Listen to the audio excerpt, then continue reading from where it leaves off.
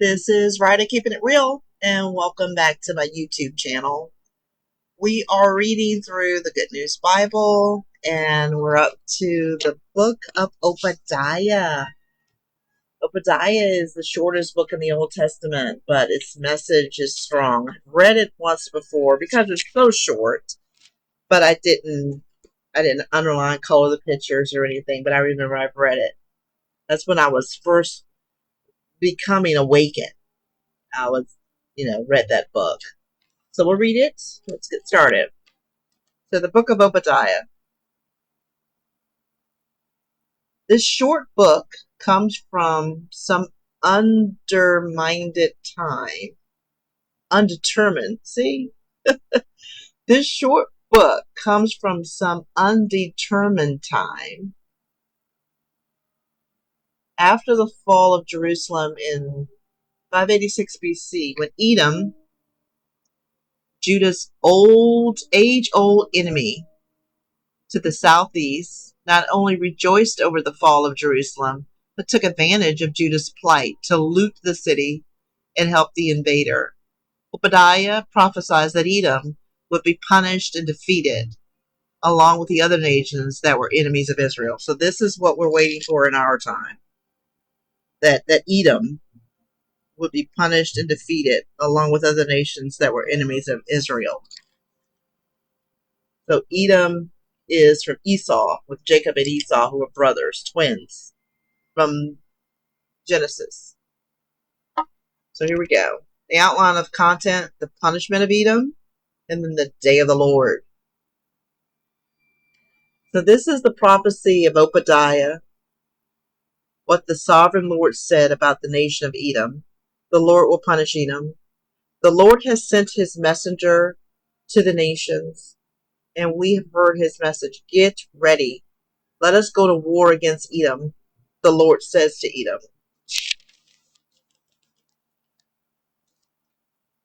I think I'm actually moving this and not the book. I will make you weak. Everyone will despise you. Let's think about this in terms of the United States and all the other nations that are against Israel. That the Lord will make them weak and everyone will despise you. Let's look at the United States. We can relate to that. Let's see if this is going to happen or if it's happening now. Your pride has deceived you. Your capital is a fortress of solid rock. Your home is high in the mountains. And so you say to yourself, who can ever pull me down? Even though you make your home as high as an eagle's nest, so that it seems to be amongst the stars, yet I will pull you down. When thieves come at night, they take only what they want. When people gather grapes, they always leave a few. But your enemies have wiped you out completely. Descendants of Esau. This is a message to the descendants of Esau. Your treasures have been looted. Your allies have deceived you. They have driven you from your country. People who were at peace with you have now conquered you.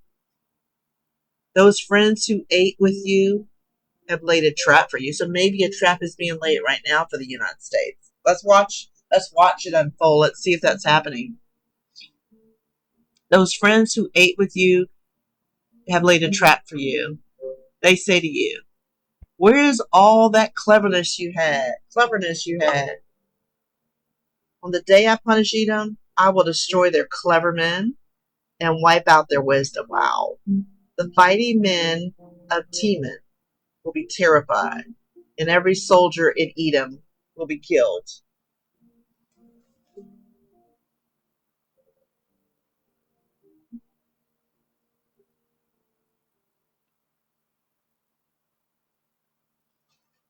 Reasons for Edom's punishment. Because you robbed and killed your brothers, the descendants of Jacob, your brothers. The Israelites were descendants from Jacob, who was the brother of Esau, the ancestor of the Edomites.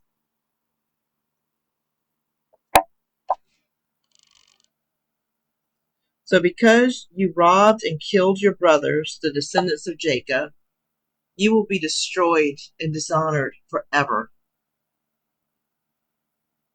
You stood aside on that day when enemies broke down their gates. You were as bad as those strangers who carried off Jerusalem's wealth and divided it amongst them. You should not have gloated over the misfortune of your brother Judah. You should not have been glad on the day of their ruin. You should not have laughed at them in their distress.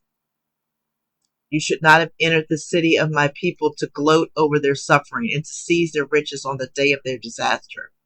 You should not have stood at the crossroads to catch those trying to escape.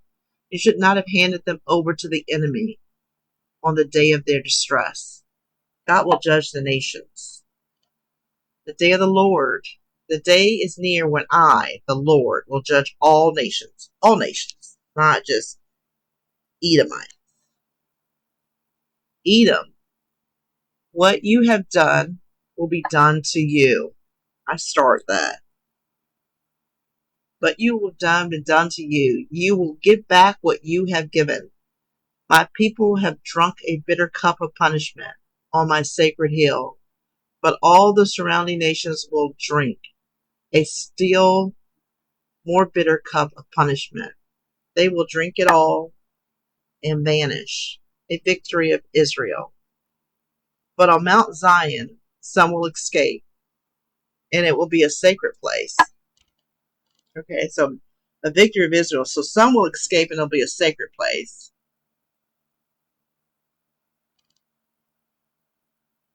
The people of Jacob will possess the land that is theirs by right. Wow, wow, wow. So going back to the land that belongs to Jacob, Jacob is going to possess it. If that's right here in the United States, Jacob's going to get it. The people of Jacob and Joseph will be like fire. They will destroy the people of Esau as fire burns stubble. No descendant of Esau will survive. No descendant. I don't think I've ever heard that before. What does that say? I'm going to go back. Let me see. I, the Lord, have spoken. That's verse 17. What does it say in King James Version? Esau. No, not Esau. Obadiah. So yeah, I've read Obadiah in the King James Version of the Bible.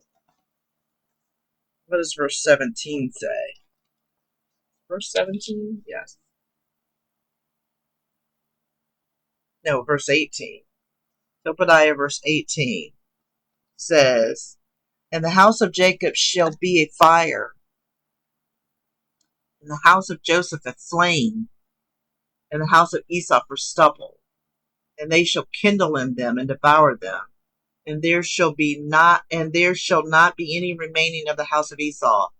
Wow, for the Lord has spoken it.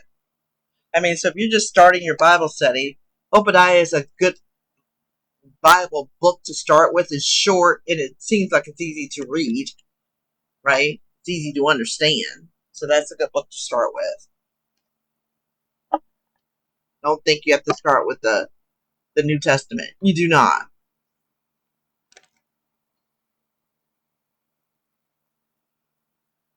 People from southern Judah will occupy Edom.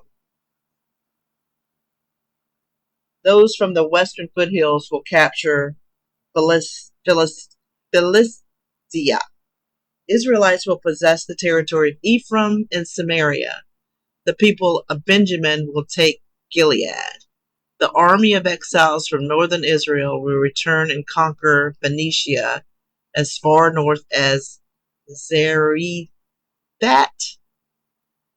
The exiles from Jerusalem who are in Sardis will capture the towns of southern Judah. This is just where all these people, how they'll be captured. The victorious men of Jerusalem will attack Edom and rule over it, and the Lord himself will be king. This hasn't happened, because the Lord is not king. Not on earth. Not that we can see. Not in rulership. This is something yet to happen. that Esau will fall, and there will be no descendants of Esau will survive. So we know they try to say they're not any descendants of Esau. They're trying to hide who Esau is, like they're trying to hide who Negroes are. So this is about, you should not have gloated. Oh, look, they're having a hard time. Oh, sorry. Yay, I will pull you down. So you can have your house on a mountain if you want. It don't matter. I will bring you down. I will bring you down. You can be in Hollywood. You can be on the hills. Doesn't matter. I will bring you down. Doesn't matter. I can bring you down.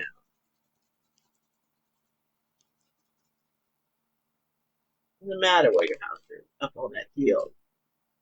Doesn't matter. Look at this tiny house on the hill. Like, that's kind of tiny. A tiny house. I don't know what that is. Like a tree, maybe? Tiny house in a tree on the hill. You can be up there. All y'all up there like that. Think you got it made in the shade, living large, watching the people down below suffering. I mean, said what you did is going to come back at you twice, double. Coming back on you. So yeah, I will pull you down from that mountain. So you should have not gloated. Should not have gloated. Poor people suffering.